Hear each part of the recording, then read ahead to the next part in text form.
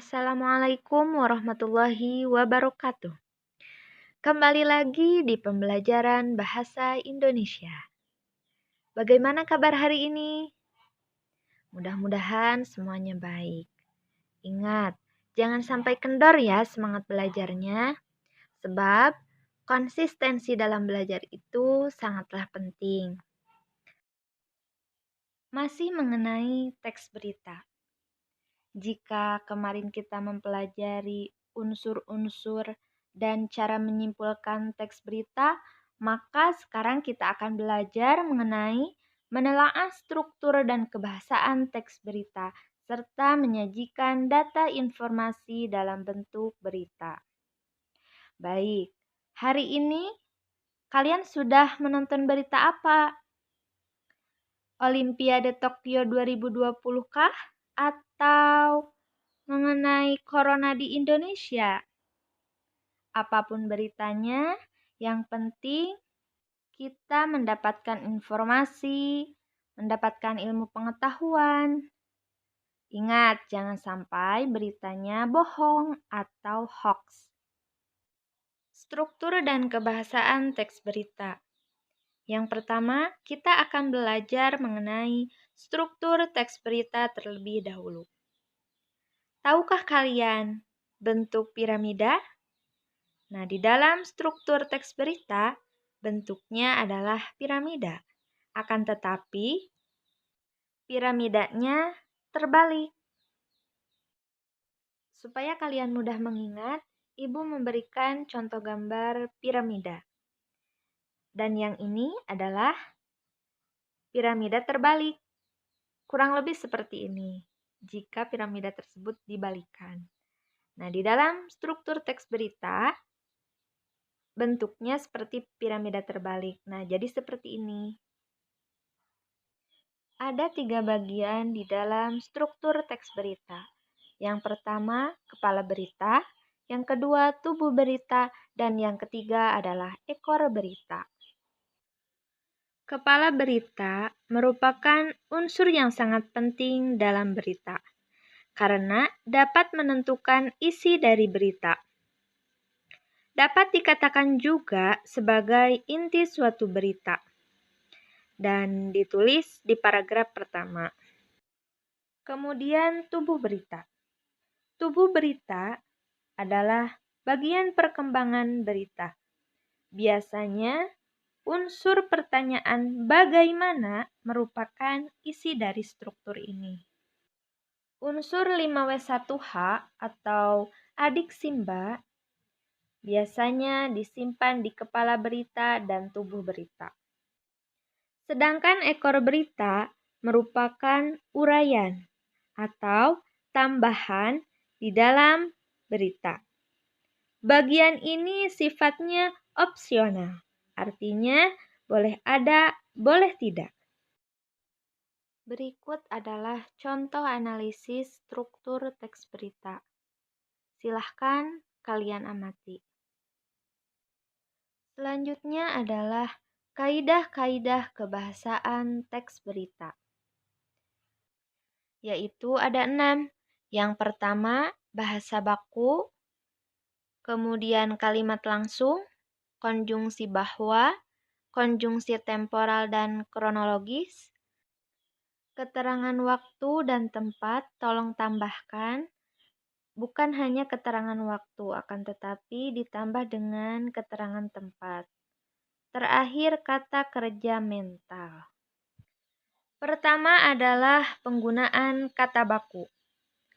Kata baku adalah kata yang cara pengucapan dan penulisannya sesuai dengan kaidah-kaidah di dalam ejaan bahasa Indonesia atau sering disebut EBI. Berikut contoh kata baku dan kata tidak baku. Kata baku saya, kata tidak bakunya adalah gue. Kemudian kata baku mengapa, kata tidak bakunya kenapa.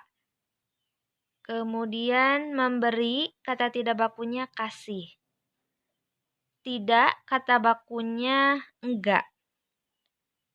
Kata baku tetapi, kata tidak bakunya tapi. Kata baku hadirin, kata tidak baku para hadirin. Kemudian para siswa, kata tidak baku para siswa-siswa. Kata hadirin menunjukkan jamak. Jika ditambah dengan kata para, maka akan menjadi jamak-jamak. Para menunjukkan jamak, hadirin juga menunjukkan jamak. Maka itu disebut dengan penghamburan kata atau hiperbola. Kemudian pun sama dengan para siswa. Para itu sudah menunjukkan jamak. Jadi siswa itu lebih daripada satu. Jika para siswa-siswa, maka akan menjadikan jamak-jamak. Jadi kita hindari hal-hal yang seperti itu. Kemudian ia bekerja keras. Kata tidak bakunya, ia kerja keras. Seharusnya imbuhan itu tidak boleh dihilangkan. Kemudian, lebih besar daripada. Kata tidak bakunya lebih besar daripada. Nah, kata daripada harusnya tidak boleh dipisah, akan tetapi harus disatukan. Kemudian, disebabkan oleh. Kata tidak bakunya disebabkan karena. Itu adalah contoh kata baku dan kata tidak baku. Di dalam teks berita harus menggunakan kata baku. Selanjutnya adalah kalimat langsung. Penggunaan kalimat langsung terkait dengan pengutipan pernyataan-pernyataan narasumber. Nah, contohnya, masyarakat, wisatawan, dan pendaki tidak diperbolehkan mendaki dan beraktivitas dalam radius 2 km dari kawah Gunung Slamet, paparnya. Nah, itu adalah contoh kalimat langsung. Cirinya adalah tanda petik. Kemudian penggunaan konjungsi bahwa. Konjungsi bahwa hubungannya dengan pengubahan kalimat langsung menjadi kalimat tidak langsung. Contoh kalimatnya, sejumlah staf Adpel Manado mengatakan bahwa Kepala Adpel Manado sudah pulang. Atau contoh lain, data di BNPN menyebutkan bahwa lebih dari 10.000 hektar hutan dan lahan di Riau. Selanjutnya penggunaan konjungsi temporal dan kronologis. Contoh konjungsinya yaitu kemudian, sejak, setelah, awalnya, dan akhirnya. Hal ini terkait dengan pola penyajian berita yang umumnya mengikuti pola kronologis atau urutan waktu. Contoh kalimatnya, sekitar pukul 12.45 waktu Indonesia Barat, Sabtu 15 Maret 2014, langit Riau tampak mendung. Tak lama kemudian, hujan yang diharapkan semua masyarakat akhirnya pun turun. Hujan yang turun di siang bolong ini memang tidak terlalu deras. Kaidah kebahasaan selanjutnya, penggunaan keterangan waktu dan tempat. Contoh kalimat keterangan waktu. Sekitar pukul 12.45 waktu Indonesia Barat, langit Riau tampak mendung.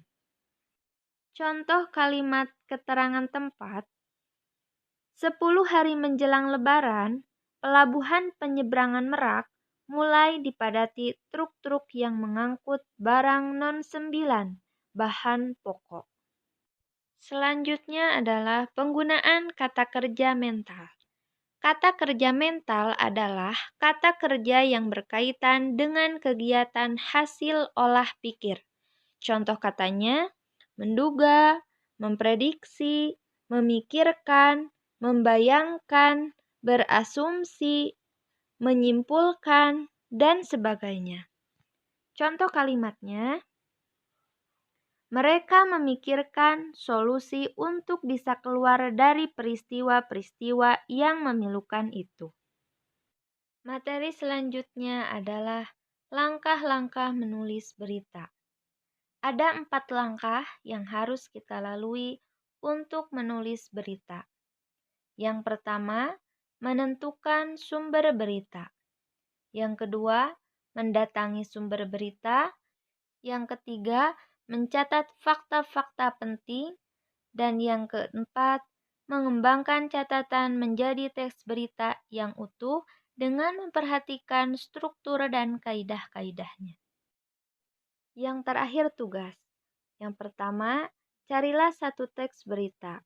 Boleh teks berita yang sebelumnya kalian cari atau teks berita baru. Yang kedua, analisislah struktur dan kaidah kebahasaan teks berita tersebut sesuai dengan yang telah kita pelajari dan yang Ibu berikan contohnya. Yang ketiga, buatlah teks berita di lingkungan atau daerah Anda yang akan memberikan informasi kepada orang lain. Contoh, longsor di Legok di Desa Cigalontang, atau agroeduwisata di Puspamukti. Nah, itu akan memberikan informasi kepada orang lain. Selamat mengerjakan. Wassalamualaikum warahmatullahi wabarakatuh.